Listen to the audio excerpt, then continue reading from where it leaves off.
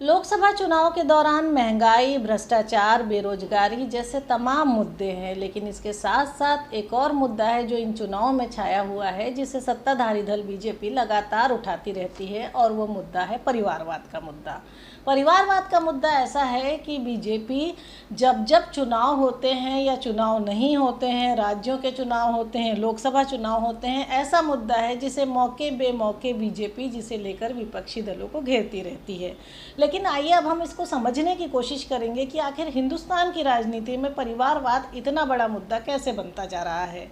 दरअसल परिवारवाद को समझने के लिए हमको देश के अलग अलग राज्यों को समझना होगा, और न केवल अलग अलग राज्यों को, बल्कि हम कह सकते हैं कि हिंदुस्तान के उत्तर से लेकर दक्षिण तक सभी राज्यों को समझना होगा कि आखिर कौन सी ऐसी बड़ी राजनीतिक परिवार हैं, या फिर राजनीति में कौन कौन सी ऐसे दल हैं जो सिर्फ और सिर्फ परिवार के सहारे लगातार आगे बढ़ते जा रहे हैं, या कह सकते हैं कि जिनकी राजनीतिक विरासत सिर्फ परिवार में ही लगातार ट्रांसफर हो रही है।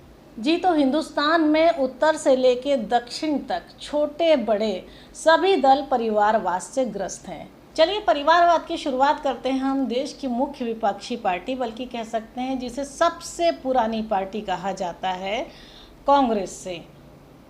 कांग्रेस को ग्रैंड ओल्ड पार्टी भी कहा जाता है, लेकिन अगर हम कांग्रेस को देखें तो कांग्रेस में इस परिवार से 3 प्रधानमंत्री रहे हैं, और इस परिवार से अगर हम ये देखें कि जो पंडित जवाहरलाल नेहरू के समय से लगातार, पहले पंडित जवाहरलाल नेहरू, फिर उनकी बेटी जो पूर्व प्रधानमंत्री इंदिरा गांधी के बाद उनके बेटे राजीव गांधी प्रधानमंत्री बने, और अब भी अगर कांग्रेस पार्टी की बागडोर की बात करें तो कुछ 1-2 बार गाहे बगाहे छोड़कर ये लगातार इसके जो अध्यक्ष हैं वो गांधी परिवार से, नेहरू गांधी परिवार से ही रहे हैं। फिर चाहे अध्यक्ष कभी इसमें सोनिया गांधी हो, कभी राहुल गांधी हो।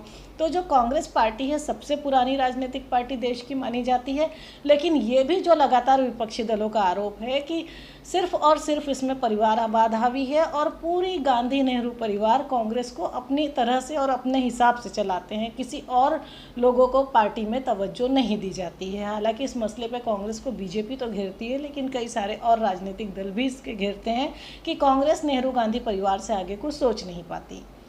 अब हम बात करते हैं बिहार की। बिहार में कुछ ज़्यादा नहीं तो हम लालू प्रसाद यादव, जो पूर्व मुख्यमंत्री हैं लालू प्रसाद यादव, और आरजेडी प्रमुख हैं लालू प्रसाद यादव, उनके परिवार की बात करें तो वो और उनकी पत्नी राबड़ी देवी पूर्व मुख्यमंत्री हैं। राबड़ी देवी इस समय विधान परिषद की सदस्य भी हैं। उनके दोनों बेटे तेज प्रताप और तेजस्वी यादव जो है विधायक हैं, और उनकी 2 बेटियाँ मीसा भारती और रोहिणी आचार्य इस वक्त सांसदी का चुनाव लड़ रही है। तो अगर हम सीधे तौर पे देखें तो इस परिवार से ही सीधे सीधे 6 लोग राजनीति में हैं। इसके अलावा उनके साले के बेटे, अगर इस तरह से एक एक करके गिनने की शुरुआत करेंगे तो शायद परिवार के और भी कई सारे सदस्य होंगे जो राजनीति में सक्रिय होंगे। ऐसे ही बिहार में एक दूसरा परिवार है रामविलास पासवान का परिवार। उनको तो राजनीति का मौसम वैज्ञानिक कहा जाता था। उनके बेटे चिराग पासवान अब उनकी पार्टी की बागडोर संभाल रहे हैं। उनके भाई पशुपति पारस भी जो है सांसद रह चुके हैं। पशुपति पारस के बेटे भी राजनीति में हैं, तो उनकी भी लगातार 2 पीढ़ियां राजनीति में हैं।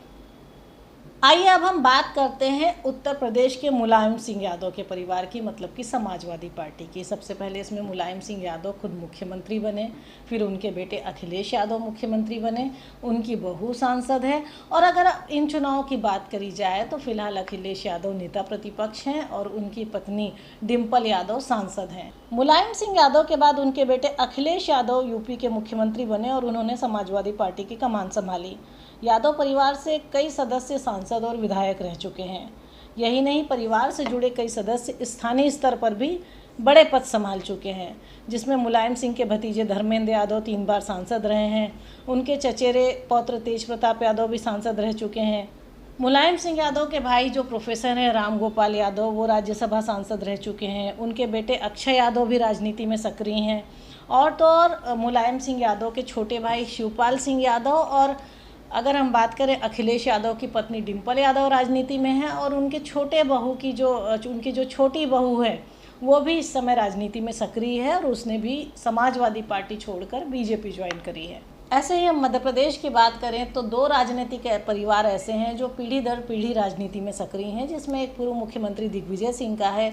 वो पूर्व मुख्यमंत्री हैं, राज्यसभा सांसद भी हैं और साथ ही उनके भाई भी कई बार विधायक रह चुके हैं और उनके बेटे अब मध्य प्रदेश में विधायक हैं।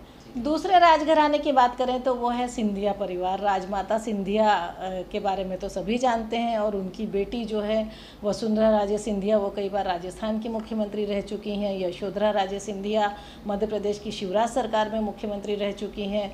उनके बेटे माधवराव सिंधिया कांग्रेस में कई बार मंत्री रह चुके हैं। और अब ज्योतिरादित्य सिंधिया ने पहले कांग्रेस की राजनीति करी और अब वो बीजेपी में केंद्र में मंत्री हैं और उनके बेटे महाआर्यमन भी लगातार अब प्रचार में देखे जाते हैं। और ऐसे ही अगर हम आर्थिक राजधानी मुंबई की बात करेंगे, महाराष्ट्र की बात करेंगे तो उसमें ठाकरे परिवार है। ठाकरे परिवार लंबे समय से राजनीति में है। बाला साहब ठाकरे के बाद उद्धव ठाकरे, राज ठाकरे, उनके बेटे आदित्य ठाकरे, राज ठाकरे के बेटे आदित्य ठाकरे, ये सब लगातार राजनीति में एक एक करके अगली पीढ़ी इनकी एंट्री करती जा रही है।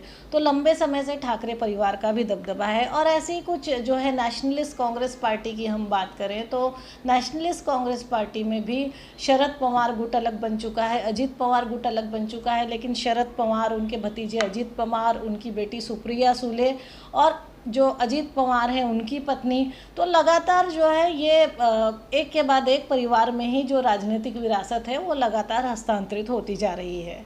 और ऐसे ही कुछ हालात दक्षिण में अगर हम देवगौड़ा परिवार को देखें तो उस परिवार में भी राजनीति एक के बाद एक जो है राजनीतिक विरासत परिवार के ही लोगों को मिल रही है।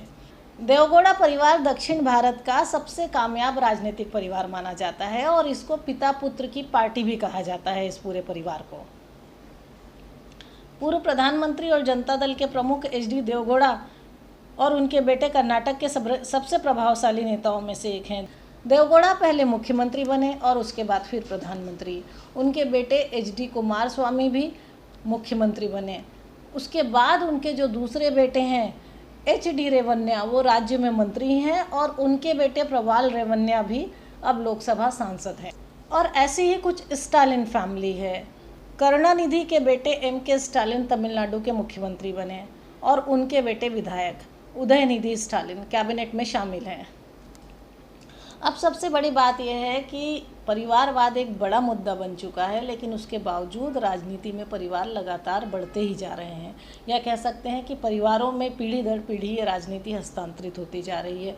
आमतौर पे होता यह है कि सत्ता सुख जो है वो राजनीति का मोह परिवार नहीं छोड़ पाते हैं और सत्ता सुख की चाहत में परिवार के ही लोगों को राजनीतिक विरासत दे दी जाती है। और कई बार जो राजनीतिक दल होते हैं स्थानीय स्तर पर वो कोई जोखिम नहीं उठाना चाहते। यही कारण है कि वो अपने ही परिवार के सदस्यों को लगातार चुनाव में खड़े करते रहते हैं और इस तरह के राजनीतिक परिवारों के सदस्यों को हराना भी बहुत आसान नहीं होता है। लेकिन अब चुनौती इस बात की भी होगी कि देश में नारी शक्ति वंदन अधिनियम नया कानून आ चुका है, जिसके तहत राजनीति में महिलाओं को 33% आरक्षण दिया जा रहा है। अब सबसे बड़ी बात यह होगी कि जब 33% आरक्षण होगा तो क्या वही महिलाएं प्रतिनिधित्व करेंगी जो राजनीतिक परिवारों से आती हैं, या किसी आम परिवार की महिला को या किसी साधारण परिवार की महिला को भी प्रतिनिधित्व का मौका मिलेगा।